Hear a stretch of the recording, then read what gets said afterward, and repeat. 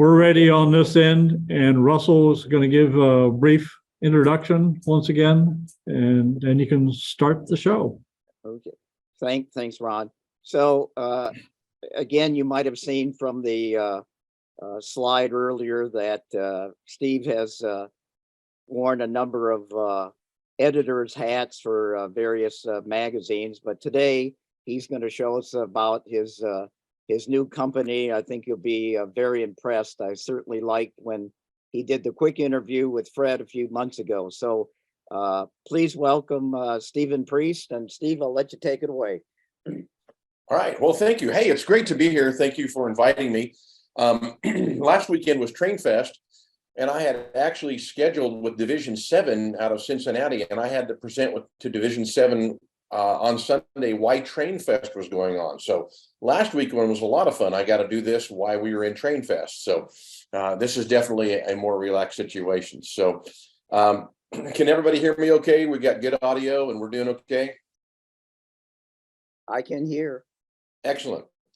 All right. So as he mentioned, we are starting a new company. Actually, we started it about 2 years ago during the middle of COVID. I would advise people not to ever start a new business during a pandemic, but we couldn't control the pandemic, and we had made plans, and so we got going during the pandemic. And it's been good. It allowed us to have a lot of time to look for buildings and supplies and things like that because everything was shut down, including China. So our company is called Class1Modelworks.com. And our mantra is we help people build state-of-the-art model railroads, and that's the goal. Of course, that's what the NMRA does as well.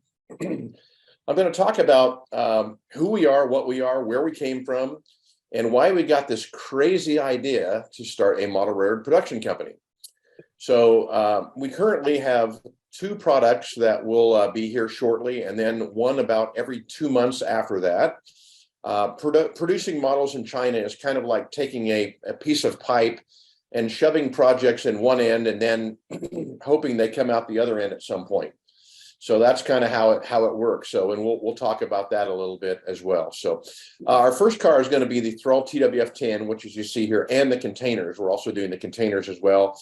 And then the second car that we're going to be bringing out will be 3 versions of the GSC HD flat car, heavy duty flat car. These are amazing cars. And it's interesting, most railroads did not have huge fleets of these. A lot of railroads had 1, 2s, and 3s of them. Some, like the Southern, had 10, 15 of them. But most railroads only had 1 or 2 of them. But almost every railroad in the United States had them on their roster, which was really interesting to us when we started researching this. So that'll be a cool project. So let's get into this. Beginnings. So I guess you can't separate the person from the business, so we're gonna kind of start with me a little bit.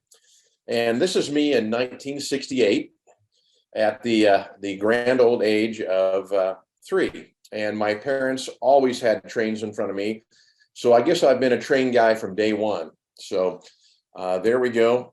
I've built 16 railroads, and actually with Cynthia here, we're building our 17th right now. And so we've always been model builders and operators, and always been very active in the hobby. I worked for the Santa Fe Railroad and later BNSF. Worked in the engineering department, worked in train service and in management, train master, assistant train master, and eventually went back into the engineering department, and I was the assistant manager of the track geometry cars, which means I had my own passenger cars that we traveled all over the BNSF on, basically testing rail at track speed, so anywhere from 55 to 70 miles an hour. So that was kind of a fun job.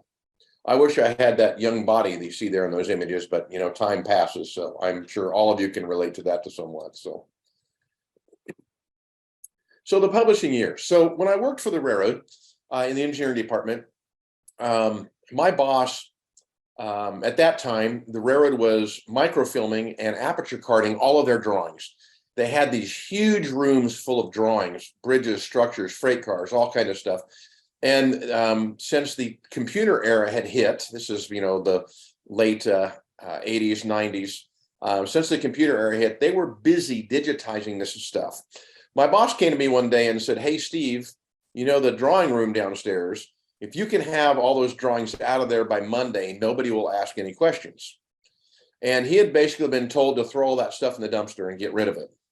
So we rescued that, and then subsequently rescued drawings from 3 other vaults on the Santa Fe system. So we ended up with a huge collection of drawings and photographs and things, and I'll show some of that to you here. Well, not wanting to have just a huge library and do nothing with it, we began to publish. And our first publishing endeavors were our own works, where we did a series called the Santa Fe Heritage, which was materials from that collection. And as soon as we started publishing, other people began to contact us, like Lou Marie and Greg Summers, and said, hey, do you want to do some books with us and publish them? And so we said, sure. So we ended up doing about 30 books over a period of, I don't know, 8 or 10 years, maybe longer than that, 15 years. And part of that is, as soon as you start doing books, other publishers and things began to take notice, and we began to get phone calls. And right about that time, Karsten's Publications was not doing so well and was beginning to circle the drain.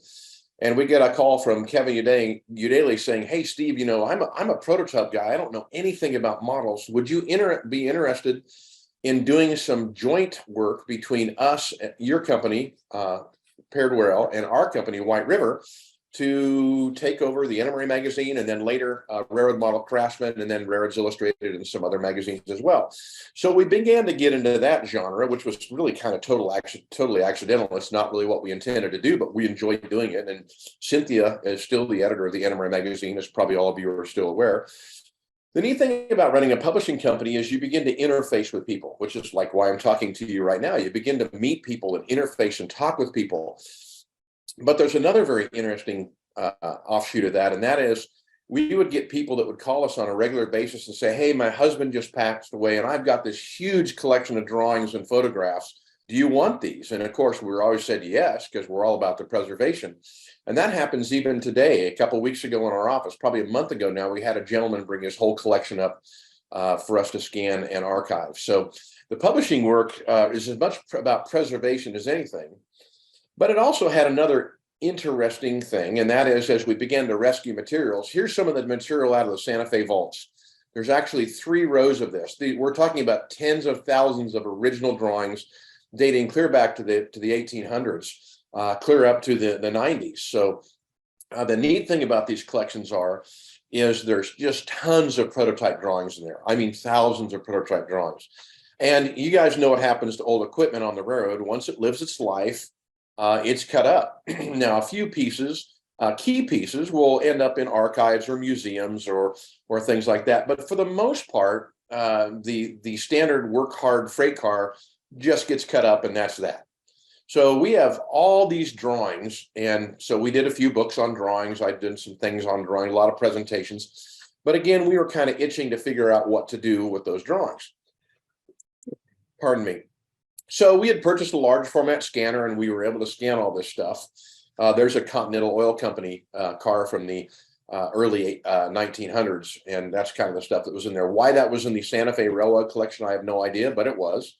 So it's kind of neat to see that kind of stuff. So we've scanned this and digitized it. Again, like I said earlier, people would bring their slide collections to us, and eventually we ended up with libraries of just thousands of images and thousands of drawings. And then as I worked for the railroad, one of the things I always did is if I saw, you know, a boxcar with a paint chip hanging off it, I would go peel the chip off the side of the car and bring it home for color chips, because, you know, we're always trying to match colors. So we have a pretty large color chip collection as well.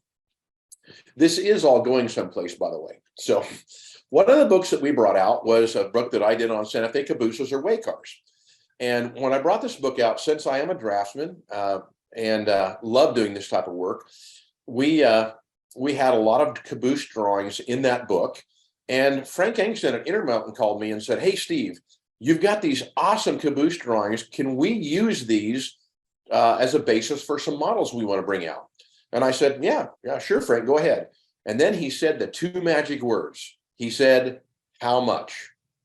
And I thought, oh, people are willing to pay for this tomfoolery. So we began to actually create artwork for people and manufacturers. And eventually through our company, we have done work for just about every single major manufacturer in the United States. I think there's only 2 that we have not done design work for. So we were publishing magazines, books, doing product design, and we actually hired people in our office to do nothing but design products for railroad manufacturers. There was a time for Athearn that we were doing 15 or 20 projects a month for them. It was really amazing and a lot of fun to do as an outside consultant. So anyway, you notice the Intermountain logo there, the red Intermountain Railway logo, which probably you're all familiar with. We also designed that for Intermountain as well. So what do we do all day? What is model production? So let's talk about that a little bit. So you guys probably know part of this cycle, but this is what happens when in the process of having the idea of a freight car and then delivering a freight car to the market. This is the process basically. So somebody will come and hire us, or now we'll do our own projects, and we'll research and design that, and we'll do a set of tooling drawings. In other words, a set of drawings that are dimensioned so that steel or aluminum tooling can be cut from that. Once those are together, whoever is doing our manufacturing work, a lot of the time it's the Chinese, they'll send us a group of test shots. Now, test shots this day and age are what me and you used to call kits in the old days. Remember kits? Remember that?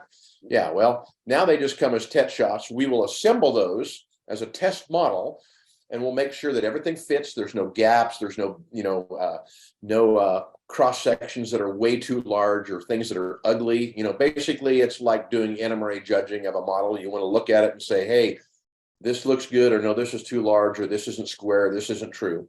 Once we're happy with that test model and have made any recommended changes, tooling changes, then that model goes into production in China, and we will start on what's called deco, or decoration. So while they're building the models, we will create another set of artwork that has the paint schemes and liveries of the cars that we're doing. And then those are sent to China, and those 2 things are then combined into the final product, and that is delivered to market. So that's kind of in a brief nutshell how the projection cycle goes. Now, there's a lot more to it than that. There may be several rounds of test shots. There may be several rounds of test models, just depending on how well what we drew have been interpreted and how well the tooling has been kept. And the same thing can happen with deco models with the design. We may get a deco model and not like the colors on it, so we'll respec colors. So that happens quite a bit. Yep, that jumped ahead. Okay, so let's talk about where we were and where we are now. So the previous business model really was to work for other manufacturers. So we did the design and research and tooling. And then at that point, we would turn it over to the company, and that's what we would bill for. We would bill them to do the design and research and tooling, and that was our company called PRRP Proto Models. After working a lot with model production companies, I got the idea that, you know what, we're doing a lot of this work now. We can actually adopt the production and sales end as well, and go all the way with models. So I got together with several other people, because one of the challenges is that if you're going to run a company, you're going to need somebody that watches your budget, somebody that does your advertising and marketing. So I had to meet with a bunch of people and talk with people, put together a team. And the expanded business model, which we'll talk about here in a little while, and the new company is called class1modelworks.com. And so the expanded business model down below is what we're doing now. So we're going all the way with this from the concept clear to the sales. So a production run, this is that circular diagram in basically a Gantt chart or just a bar graph. So, this, if you look at the entire thing, there's about 9 months generally, and it can be longer than that. It just depends on how complex the model is. Locomotives take about 18 months. But this is a freight car, so you've got the portion where you do the design, then the tooling, then the production, and then the delivery. And if any of you have ever built a house, you know that you have to deliver money to your contractor at different points. So if you see those little upside down red arrows in there, those are where we pay for things. Just like when you build a house, your contractor wants you to pay them at different points, and that's what those are. And then down below, there's a second roll. About halfway through the production, we began sales and marketing. And normally, with the Chinese-built ready-to-run models, just about halfway through the delivery, those things pretty much sell out. And sometimes they'll even sell out when they're in the container on the way to the US. I'm sure you have all experienced that. And that's because it's really hard as a manufacturer to get a grasp on how many models we need to produce. Do we produce 4,000 of the box cars, or do we produce 6,000 or 8,000? So it's generally a stab in the dark. We will do some pre-sales, which will kind of establish a baseline. But of course, you don't want to produce way too much, because then you're sitting on them and you've tied your capital up. So anyway, now this gets bigger and more complex, because here is a 3-year timeline, and there's a whole bunch of projects in there. And these are staggered, and they're staggered by delivery date to us in the States. So some of the projects we have to start earlier than other projects. So this is all designed around the end delivery date to the US. And the idea is to stagger those so we have a consistent market buzz and product release. If we only brought one model out a year, you guys would probably forget about us between models. But our goal is obviously to bring a model out every couple months. That way we become a household name, you become familiar with us, and we're all happy. So the company I'm starting is really kind of we describe it as a non-startup startup, because I've been producing models for 20 years. There's a much younger version of me working on the Kato Maxi Stacks. We did that design work for Kato. That was a weird project, because we were working for a Japanese company who was producing models in China. So it was, the language barriers are very interesting in those projects. So let's talk a little bit about established design work. This is kind of where we're going to talk about qualifying ourselves to do what we're doing. So again, here's a Kato product. These were the Santa Fe high levels. It's interesting, we did these in N scale for Kato. Walthers got word of it, turned around, and we did the same set of drawings for Walthers about 2 months later. So the same set of drawings went to Walthers and Kato in different scales within the period of about 3 months. So that was good. I wish I could do that with everything we draw, because you kind of get a double dip there a little bit, which is, anybody of you that are in business know that that is good for the bank account. Here is the Athearn SDP40F. That's a project we did for them. See down below, it says in 2014. Man, how time flies. So we did that in 2014. We did 8 versions of that locomotive for them. Anybody have any Broadway Limited steam locomotives on their railroad? I imagine probably some of you do. We've done quite a bit of design work for Broadway Limited, including E-units, their cryogenic tank cars, and quite a few steam engines for them as well. So even though I'm a diesel guy, I can speak 2 languages, diesel and steam, and are fairly successful in doing that type of stuff. And again, one of the reasons we're able to do this is I'm not making this stuff up in my brain. I am not that skilled. We have sets of drawings from the railroad for these things. We have a really good basis that we're able to basically scan and then use those as base templates. And that's what manufacturers are after. So we're going to talk about 3D rendering. So this is how models are basically created. Before we spend any money, because tooling is fairly expensive, we create everything in an imaginary world. We create it in a 3D world so we can look at it, and not only the exterior of the models, but we can also look at the interior of the models as well. And the nice thing about this is we can take measurements off of these things. We can work with cross sections. We can work with thicknesses of materials. We can work with shrinkage. Let's say that we have a plastic we're using that is going to shrink 3%. Well, we'll make the tooling or the drawings at 103%, because we know that plastic's going to shrink 3%. The other neat thing is we can also, this is not just a shell, this is a complete model. So if I hide the shell, it has the interior in it as well. It has every gear, it has the motors, it has all of the PC boards. You'll even notice the lift lugs up on where the hood was floating in the air there. So every separate part is in these drawings. And this allows us, again, it's an economical way for us to study a model and create a model without really spending any money in tooling, because again, tooling is very expensive, and we want to make our mistakes here at this point and discover them in this point, rather than going through the the arduous task of redoing or having to recut tooling. So, and again, everything that's on the actual locomotive is in these models, and you can select any part here and hide it, make it invisible, and there's your entire gear train. So it's a quite amazing thing. The other thing is, by doing CAD drawings, we can also do section planes. So we can pass, just like a CMI or a magnetic resonance machine that they put you in to look at you. We can actually pass a plane through any of the X, Y, or Z planes on the model, and you literally can just walk through it, cutting it into slices. And this is super helpful too. I remember years ago, I used to have Athearn locomotives that the flywheels would rub on the inside of the shell. Well, that doesn't happen anymore because we can test all the clearances out of these models in this form prior to anything ever going into production. So it's a very, very powerful way to look at the model. So this is kind of running a plane through the model in one direction, and here's running a plane through the model in another direction, which is, it's just fascinating to mess with and look at. And this is the cross section that we would look at the flywheels and the clearance of the flywheels in relation to the shell. And you can see the motor in there, the PC boards and everything. And this is really, using this type of CAD design is what really has been driving much better, higher quality models than we've been able to see or make in the past. And I'm sure enough of you are out there that remember all the old Athearn Blue Box and the old Athearn locomotives that were just barely locomotives. This stuff is far more complex, obviously.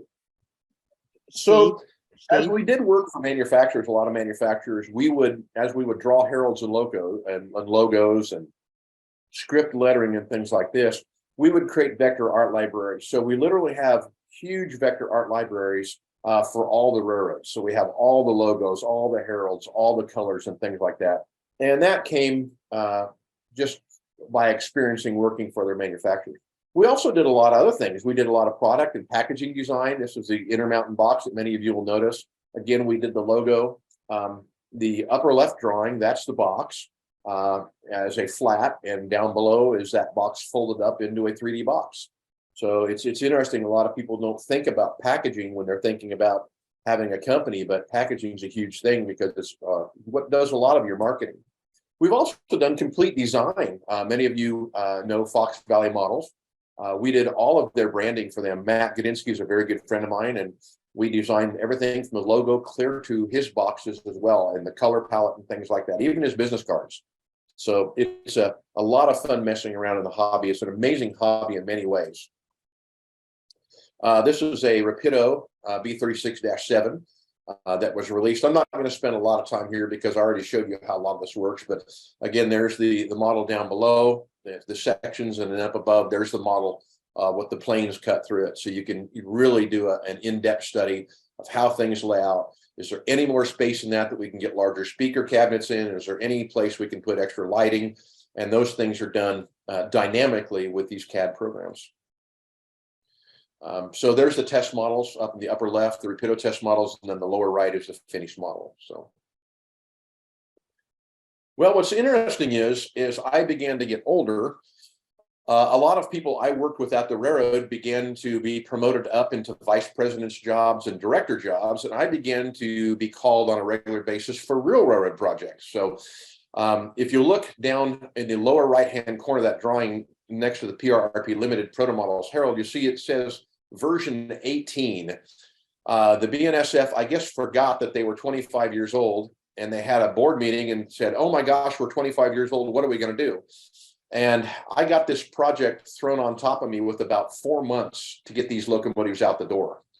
So we quickly did a whole bunch of versions. This was version 18, and this is the one they liked. And off we went with 10 locomotives to the paint shop. And there I am in the lower left picture there in the blue shirt with Steve Dennis, who's the lead painter at Mid-America Car. And behind us in the paint booth is one of the engines being painted.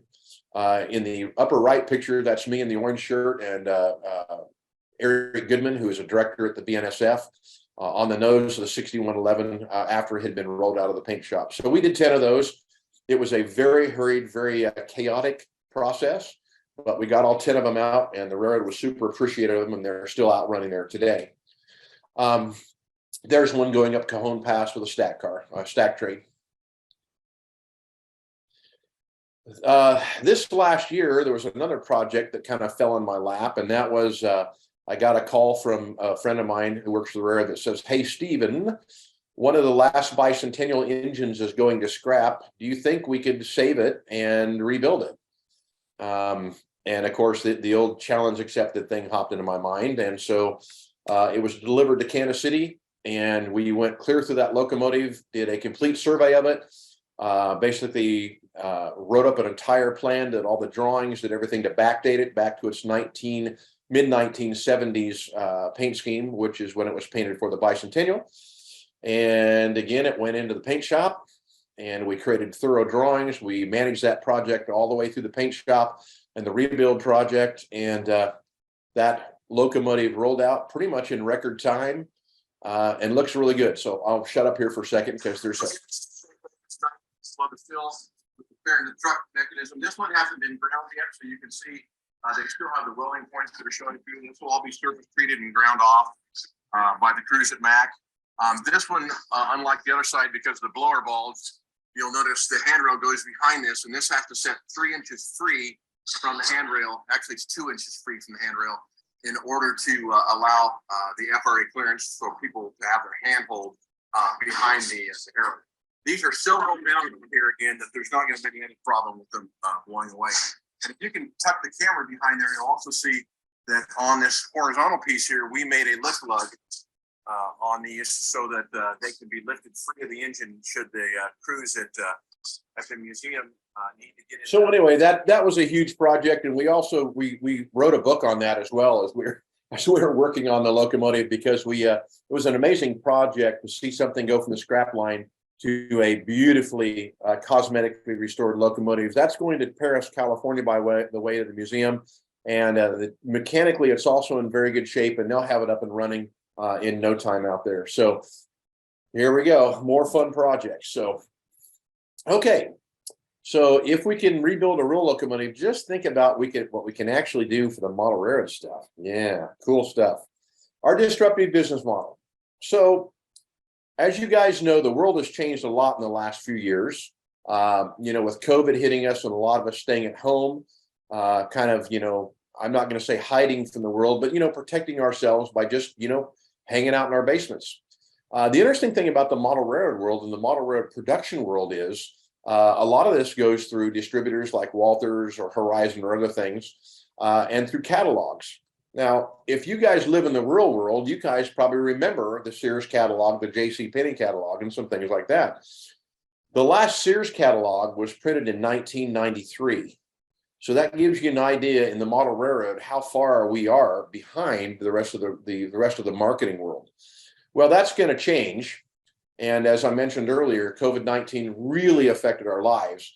And a McKinney survey concluded recently that 77% of consumers out there are now buying things online as their primary shopping venue. And you guys know that. You buy stuff on eBay, you buy stuff through all kinds of online stuff. As a matter of fact, Amazon was able to unseat the largest retailer in the United States, who was Walmart, because of their online presence. And that is primarily what we are as a company, is we are an online company where you can go onto our website and basically interact with us directly. So let's talk about our market a little bit. You guys probably know this really well because you're involved in this. There's about 1 million active model railroaders in the United States right now. The current generation, a lot of us are baby boomers. And then the new generation, there's a lot of young guys. And as you guys know, because of the struggles and challenges we have in the NMRA with getting young people involved, a lot of the new generation are not joiners. They're very, very much isolated. And that's a challenge that we're going to have to face as the NMRA. As you guys know, that's a different clinic altogether. But as a past board of director from the NMRA, we struggled with that a lot. How to get the young guys that are out there, they exist, involved in an organization. So the estimated size of our hobby industry, and this is retail, is about $2.5 to $3 billion. And that's the size of the hobby industry, the whole industry.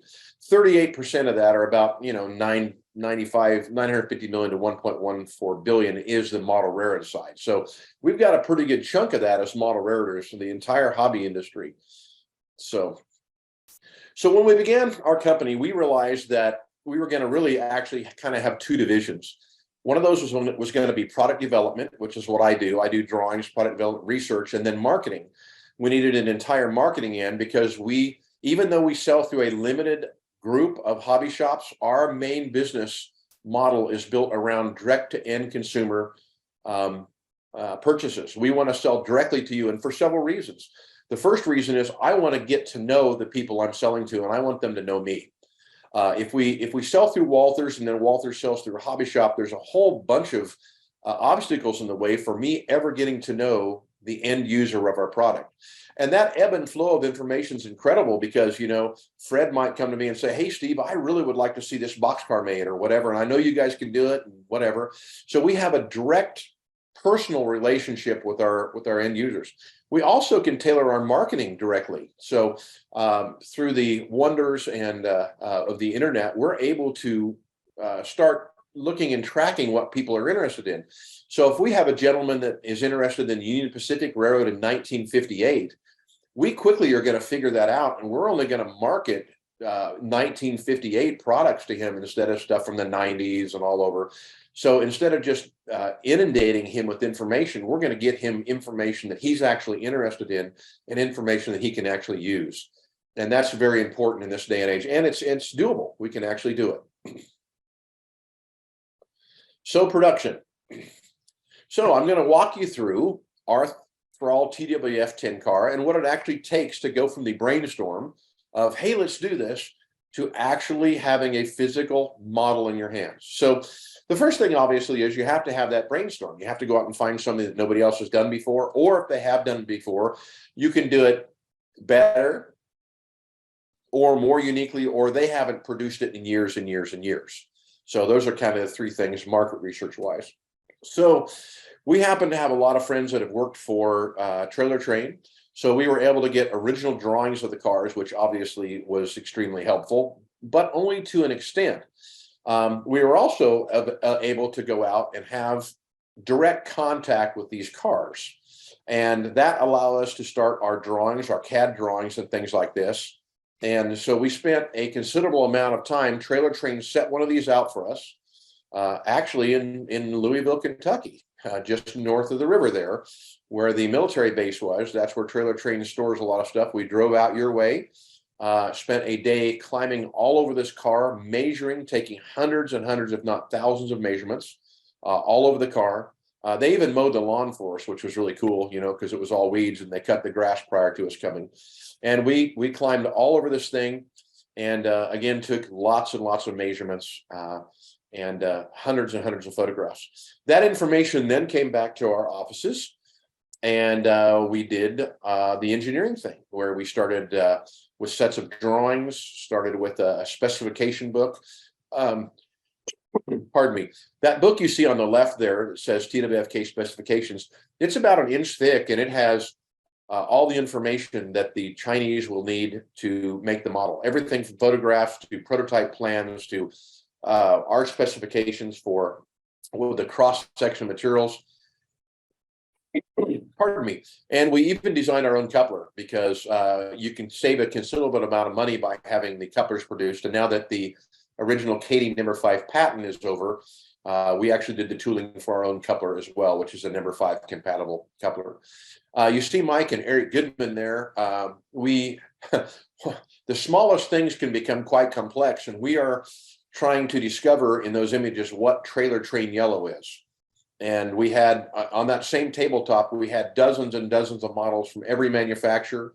We had paint chips that I'd pull off engines, and we had specifications. And so some of the simplest things can take an entire day or so, just simply a color, matching a color. And that can be an Achilles heel. So there's one of the engineering drawings. You'll notice this is sheet 2 of 5. So there are 5 sheets of drawings for this one car, and they cover everything, dimension, they cover all the details. So everything has to be drawn. It's really cool because it is in a lot of ways, it's model raring, on the CAD. You're building a car, but you're building it in CAD rather than in 3 dimensions. So you draw everything out, even the brake rigging, the brake gear, everything was drawn, from top, side, bottom, left, right side views. And so you get to know things really well. It's an extremely intense research project is what it really is. So our plans go off to China, and a few months later, we began to get parts. So the upper left hand, the black on the white there, that's a truck assembly. We'll clip that apart, put it together, see if we like it, see if it tracks well. If we don't, of course, then we'll write some addendums up. The sheet to the right of that, kind of the gold, that is an etched fret. That's an etched phosphor bronze fret that has all the walkways, running boards of the cars, all the real fine detail points, the lift lugs and all that. And then the bottom drawing there, that is the Zamac casting for the body of the car. That's a metal casting, and it hasn't been milled yet, but that's the basic casting. So we get all that and are allowed to kind of mentally process that stuff. Once we approve that, then we send it back for production, and we begin our drawings, basically our deco or our decoration drawings. The interesting thing about the deco drawings is not only do we have to have accurate information on the car, but we also on these include all the numbers that will be on the car and also all the box labels. So the upper half of the sheet, if you'll notice, those are the labels that go on the end of the box. Those are actually created. We create those in conjunction with the artwork as we create the artwork for the cars. You'll also notice over on the right-hand side, there's that big red lettering that says intermediate paint. If you look above that, those are all spec'd colors. So those are the colors that we were mulling over earlier, trying to decide which one was, and I'm going to put in quotes, correct, because there are a lot of different colors of trailer train yellow. We chose the one that we believe to be the best and most accurate representation. So, so that takes that process. A few months later, a box shows up at our door, and we open that box, and lo and behold, we have our first test model. This is a hand-built model built from the parts and components that we spec'd and from the drawings that the Chinese hand assemble and deliver to us for basically proofing. So we will spend a day and a half going over these models at a level that you can't believe, from having the micrometer out to looking if there's any glue splattered anywhere, to actually prying and poking and prodding on things so we can see if things will fall off the cars easily, or if they're doing things in a method that allows the car to be a little more rugged.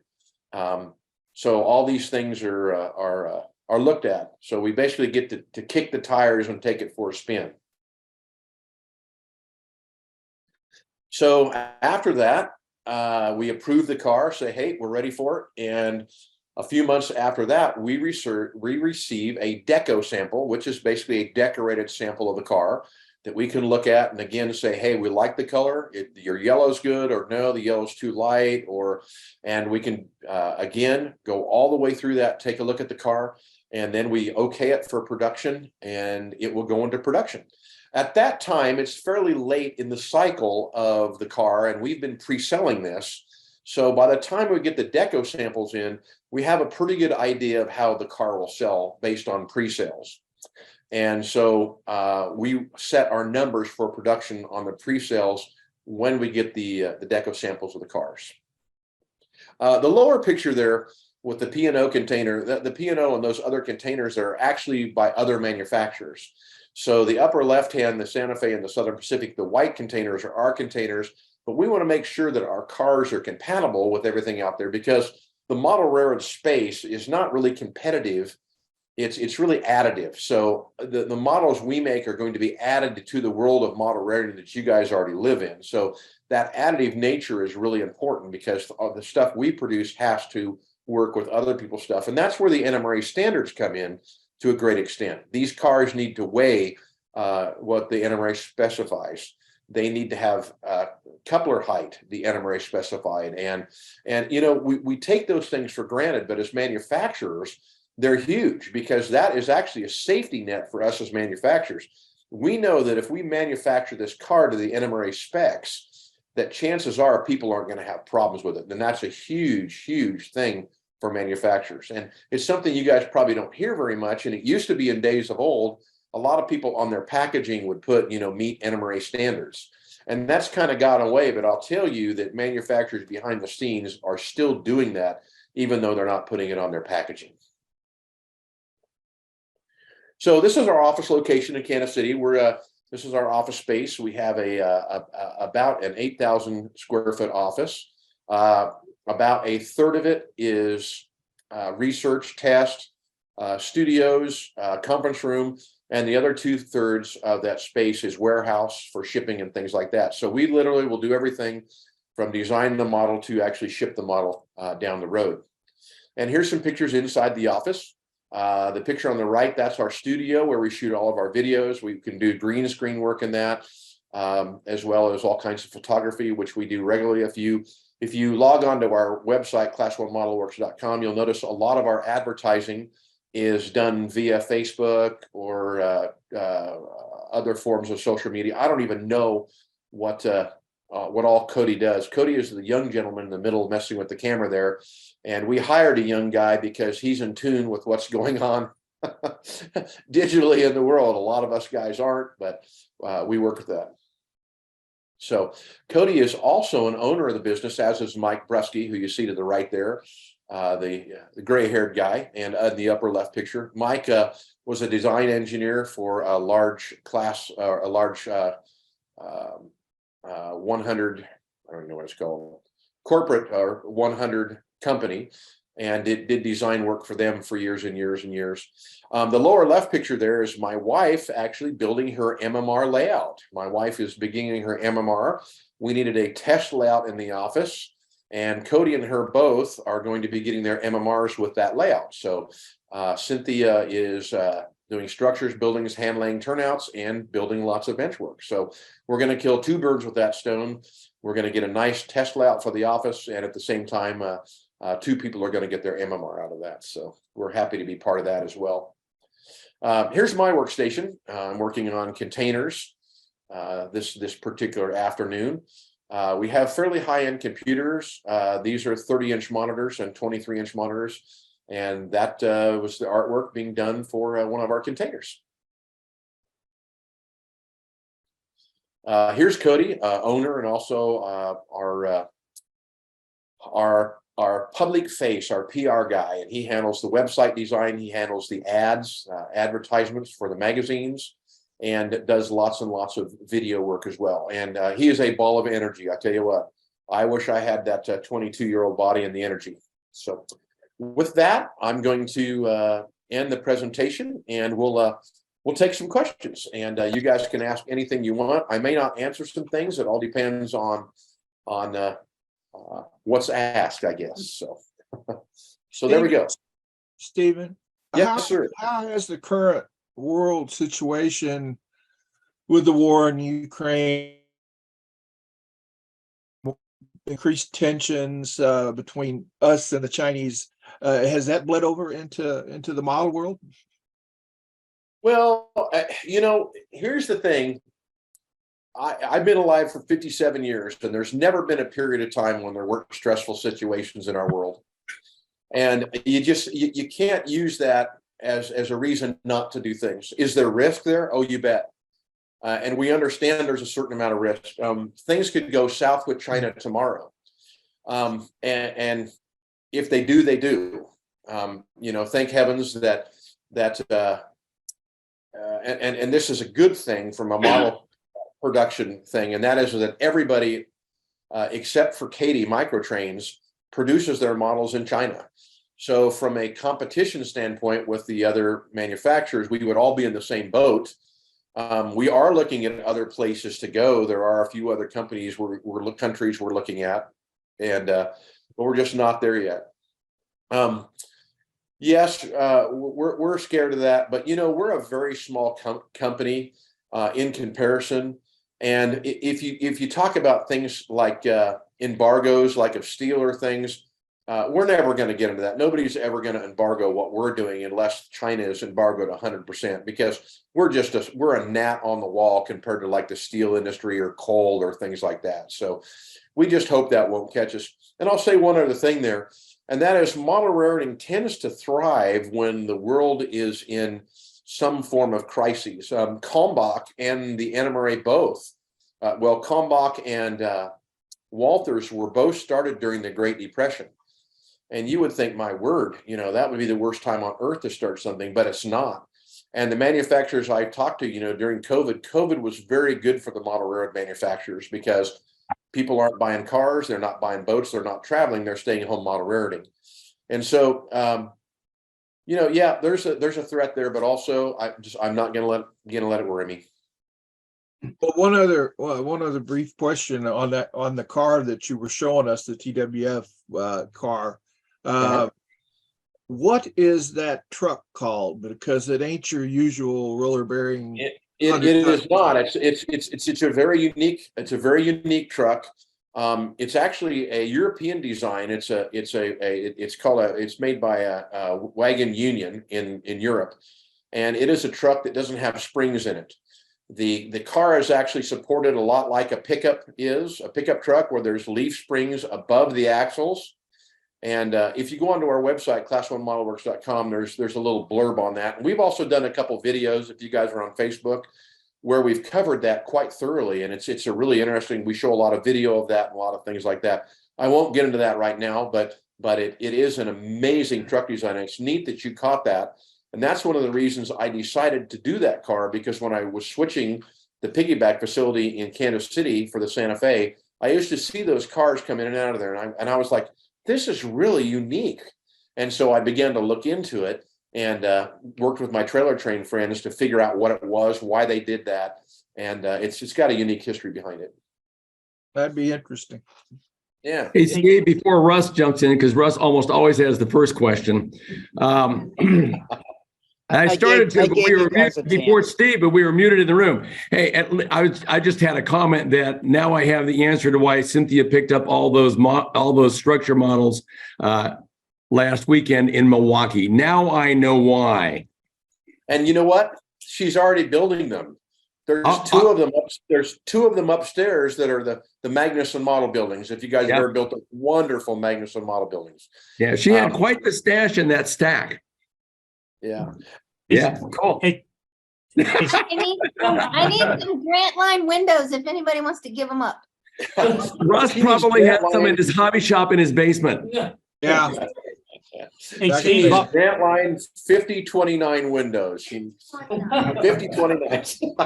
Hey, Steve, Anyway, Bob Frankron again. I've got a question. You had the one slide, your circular slide, where you start to finish of the model. So in your before your actual design, how much research goes into determining what type of model to build? That is, what is likely to sell among model railroaders? Well, you know what's really interesting? In the last few years, the SOP, the standard operating procedure, has been shattered. And I'll give you just one example. So Scale Trains brought out an SDL39, which only 10 of them were made and one of them was wrecked. So only 9 of them ever existed. You would think, as a model production company, that would be the worst model you could ever bring out, because nobody would ever buy it. The truth is that even there were only 9 in the prototype, if you bring it out in a model form, they've actually sold out of that thing, which means I'm sure at least 4,000 to 6,000 of those they've sold. So what would be conventional wisdom and conventional knowledge actually kind of goes out the window, because even if the prototype had a very limited amount of something, modelers are going to buy it in droves if they're correctly advertised to and the products are correctly marketed. And that is one of the reasons to do the direct to end user marketing. I love Walthers. I love Stacy Walthers, Netha Walthers. She's a good friend of mine, and I love hobby shops. But one of the things that gets in the way is me being able to take a modeler and put it into Russ's hand, a model and put it into Russ's hands, explain the model myself to him so he understands what it is and why it's neat, And that's really hard to do if you're working through a wholesaler and then a brick and mortar hobby shop. And again, we are working through a group of hobby shops, but the goal is really to establish a relationship between our company and the end user of models, which are you folks.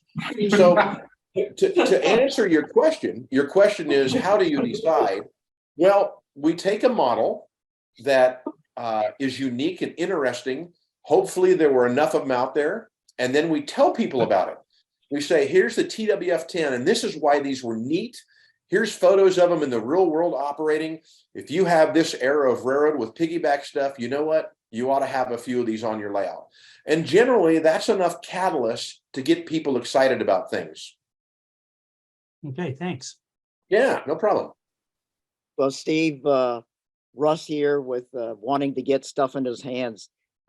So it is what you just said, that basically, depending on what type of a freight car it may be, to keep the lights on and the bills paid and everything, it takes about 4,000 to 6,000 units to keep everybody happy, I guess is the best way to say it. Yeah, to make it worth the effort. I mean, you could probably go down to around 3,000. And I'll tell you, having worked with all the manufacturers, you know, I've never been near a run. I've never been involved in a run that was under 2,000 units. And I know there have been some runs up there of 10,000 or more units. So I know Athearn, when they brought out their first run of the big new GEs, they ran 10,000 of those. And in talking with John Engstrom at Athearn, who's a very dear friend, John said they had boxes of those things in the hallways all over at Athearn, stacked to the ceilings. And he says in about 3 months, they were all gone. So, you know, there is a demand, and you guys know this. The way models are manufactured has changed. It used to be Herb Athearn would crank out his F unit year after year after year after year after year. It was like making toilet paper in some ways, where it was always available. It was always there. You could always go buy it. Well, when we started going to China for manufacturing so we could get the higher quality, higher levels of models, we had to shoot for a production window. In other words, these Chinese companies are making models for all kinds of companies. So we had to meet a production window of January through March. And in that time, we're only going to get a certain limited amount of models out of the plant.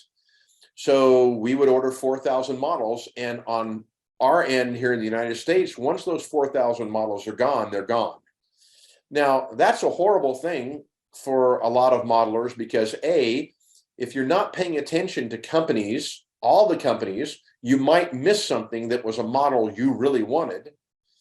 And B, the limited run thing is that if you don't have basically the finances at the time the model's being brought out, or you haven't saved money to buy, you know, all 9 of the SDL 39s, if you're a Milwaukee road modeler, you know, you can also be you get your shorts in a bind there as well. But from a manufacturer, it allows me to move on to other projects so I can continuously do new tooling and make new projects. And it creates what is called a scarcity market. And what a scarcity market is basically is, hey, if you guys don't buy this car when we bring it out, it's going to be gone. And so what happens, it almost guarantees that I will take a risk financially on a model, because I know, because of the scarcity market, you guys will buy it and it will be gone in a number of months, if not completely sold out, while the models are on the ship in the container coming to the US. You guys are all familiar with Tangent models, I'm sure. David Lealbaugh at Tangent regularly completely sells out the run before the run is even in the United States. And there's really good things about that. In other words, it's worth it for crazy people like me to take the financial risk to make models. But at the same time, if the end user, you guys, aren't paying attention to the market, then you might miss something that is really stellar. And the possibility that it's going to be brought out, you know, within the next 4 or 5 years is very slim, because there will be re-releases of models. But generally, we would prefer to bring out a new model to re-releasing an earlier model, at least in the short term. Does that make sense to everybody? Absolutely. Thank you. Stephen, that's a wonderful presentation, but I'm pretty sure Russ wouldn't mind having a New York Central heavyweight business car. Well, let me tell you how that works. Russ needs to gather information and drawings, photographs, and and send that to a manufacturer or different manufacturers, because I am a human being and I like low-hanging fruit, which means I will definitely consider a project that I have tons of material for over a project that I have nothing on but a single photograph, or somebody saying, hey, it would be cool if Russ could get a passenger car. So the way to work with manufacturers is overwhelm them with information on whatever it is you want. Because if Russ is a New York Central modeler, which it appears he is, I may not know anything about the New York Central, which I actually know very little about. I know they had Niagaras, but that's about all I know. And so if you want to see your model hit the light of day, bury the manufacturers in information. Make it easy for them. And then have the other Steve that just asked you that send his big old check. Well, no, there literally are very few models that have been brought out in the last 10 years that haven't completely sold out or done well. And you look at the number of really small companies like Arrowhead Models, it's owned by one person. Tangent Model, that's owned by one person. You know, Rapido started out really small. Scale Train started out really small. What has happened to our hobby has changed a lot because the way of doing business has changed a lot. And I'll be honest with everybody sitting there. Our biggest challenge was raising capital to start our company, because we were not going to have any income for a year. When we put the first model into that pipe to China and we started paying them, basically we had to wait an entire year before any money came in. And that was daunting. Lucky we're retirement age and we had saved money and we were able to invest in things, and we knew they would go well. I knew they would go well because I've worked with every company out there, and model railroad companies do well. It's not a get rich quick scheme. It takes a lot of work and a lot of effort, but it is a profitable thing. And you can see that by kind of the amount of new model railroad companies that are out there. And there's dozens of them, Aurora Models, and I mean, they're all over the place. If you guys get model railroad news, it's astounding to me how many companies actually start. And the thing is that you have to get large enough, fast enough, that you can release enough models that you don't stay oblivious to people. You know, our biggest challenge as a company is getting people to know we exist so they'll buy. That's the greatest challenge we have. Okay. Pardon me. So Steve, forget about this well car thing. Where's this press flat coming, huh? Where's what? The low boy flat coming. Oh, the GSC flat car. Yeah. That is currently set to come in March. We have the test shots for it. We'll be getting the deco samples here soon.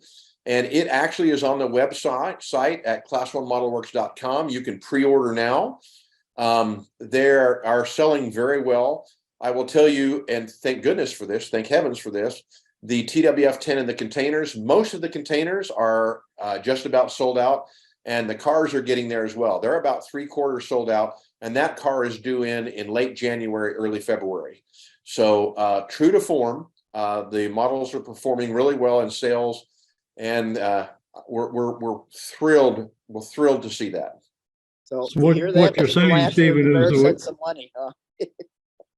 Well, yeah. Well, I would appreciate it, sure. But I'll tell you what, you're trading your money for really good models. I mean, really, really good models. All right, I got the book right here. Let's go. If you guys want, I'll be totally transparent with you. We are also working on a locomotive project, and the locomotive project is going to run about $500,000.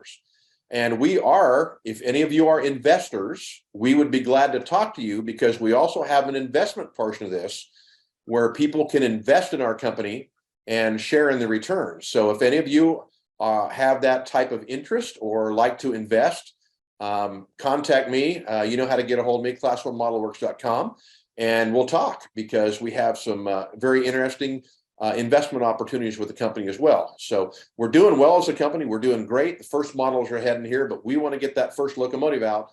Locomotives are truly where the big bucks are, just because of the selling price of them and basically what they are. So.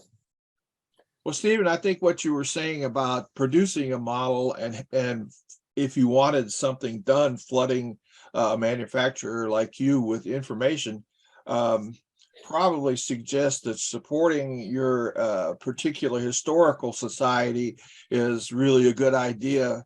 I know Russ and I are both members of the New York Central Historical Society, and at their headquarters in Cleveland, they have tons and tons of those drawings like you were showing us from the Santa Fe. Oh, yeah. So they're kind of the custodians of, if you would want to say that, custodians of the resources that it takes or would take for someone like you to produce something. So correct. Yeah, and don't be there's your bucks. Yeah, and there's some really great things about historical societies. There also are some Achilles heels, depending on who they are, and results vary. There are historical societies that we do work with, and who I've worked with for years, that have a fairly quick turnaround of material, within a month and a half. There are also historical societies that we have made requests to that a year and a half later we get information and scans from. So depending on the historical society, this is why I like to work with individuals. So like if Russ has information and contact information, he knows where things are, man, it's great to work with an individual, because they really are able to take their interest, their personal interest, and boom, bring that to bear. And I'm not in any way, shape, or form bad-mouthing historical societies. What they do is fantastic. But with any volunteer organization, the results vary. And so there's really good places to work with, and there are places that not so good. And it just depends on the society. And, their task is to preserve the material. I get that. And it takes an awful lot, having organized really large collections ourselves, and I'm going to use organized in terms because, man, you can never be too organized with collections and things. It's a huge labor of love. And as materials pour in, a lot of societies are buried and don't have the volunteers they need to really get their stuff organized. And if anything, if you guys are in a historical society and you have the opportunity to help those societies organize, man, get on board and do that, because the material is worth its weight in gold. Well, Hey, yeah. Steve, great job. I got to run. I got an open house to get ready for. So great to see you and Cynthia. Fantastic job. I love learning about your company. I've already pre-ordered at least one of the flat cars, and I'll probably feature it in one of my loads. Thank you. That's awesome. No conflict of interest there, right? With we're gonna ask you for once. It's a great big additive group of people. It's the cumulative work of all of us that makes model raring awesome. Absolutely. All right. Good seeing you. Good luck. See you, brother.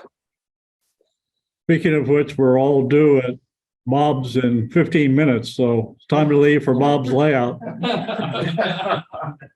Thank you very much, Stephen, for your time today and for your presentation.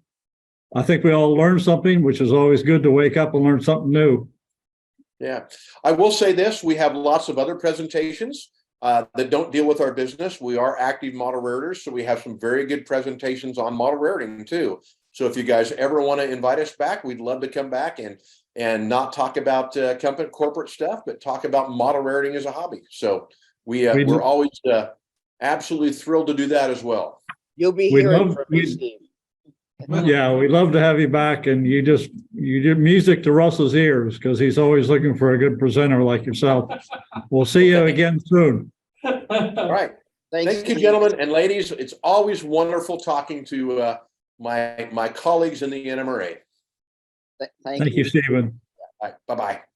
And with that, we'll all say goodbye. The meeting was previously adjourned, but we'll say goodbye now. Thanks for joining us today. Bye, Steve.